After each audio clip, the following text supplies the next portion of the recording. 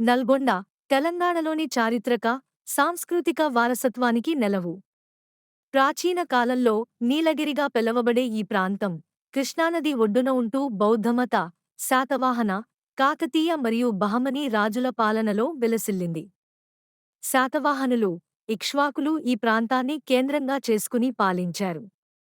నిజాం పాలనలో, స్వాతంత్ర్య పోరాటంలో నల్గొండ కీలక పాత్ర పోషించింది, ప్రత్యేకించి రజాకార్ల వ్యతిరేక పోరాటంలో. నల్గొండ డిస్ట్రిక్ట్ 3. నల్గొండ జిల్లా చారిత్రక ముఖ్యాంశాలు. ప్రాచీన చరిత్ర. నందికొండ, నాగార్జున సాగర్ సమీపంలో ఇక్ష్వాకు రాజవంశం నాటి బౌద్ధ స్తూపాలు, మఠాలు మరియు కోట శిథిలాలు లభించాయి. నల్గొండ డిస్ట్రిక్ట్ పేరు వెనుక చరిత్ర. పూర్వం రాజపుత్ర పాలకులు దీనిని నీలగిరి అని పిలిచేవారు. బహమనీ రాజు అల్లావుద్దీన్ బహమన్ షా దండయాత్ర తర్వాత నల్లకొండగా, కాలక్రమేణా నల్గొండగా మారింది. నల్గొండ డిస్ట్రిక్ట్ ప్రాముఖ్యత. రాతి, మధ్య, ఇనుప యుగపు ఆనవాళ్లు ఇక్కడ లభించాయి.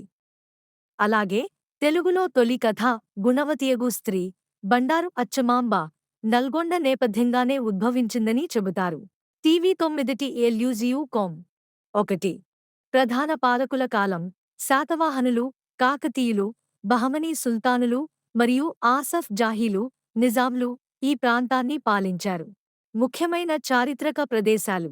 నాగార్జున సాగర్, నందికొండ పురాతన బౌద్ధ క్షేత్రం, మ్యూజియం. భోంగీర్ కోట, కాకతీయుల కాలం నాటి బలమైన కోట. యాదగిరిగుట్ట, ప్రసిద్ధ లక్ష్మీ నరసింహ స్వామి దేవాలయం. నల్గొండ డిస్ట్రిక్ట్ 1. ప్రస్తుతం పరిపాలనా సౌలభ్యం కోసం నల్గొండ, సూర్యాపేట మరియు యాదాద్రి భువనగిరి జిల్లాలుగా విభజించబడింది.